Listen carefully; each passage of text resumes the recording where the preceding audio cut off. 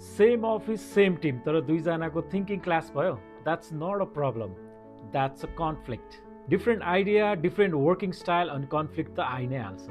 अफिसमा काम गर्न त इजी नै हुन्छ, तर कोही मान्छेहरूसँग काम गर्न चाहिँ अलिक गाह्रो नै हुन्छ। But remember, conflict is normal, problem होइन। यसलाई म्यानेज गर्ने तरिका चाहिँ डिफ्रेन्ट हुनुपर्छ। So please follow this 5 ways to handle workplace conflict।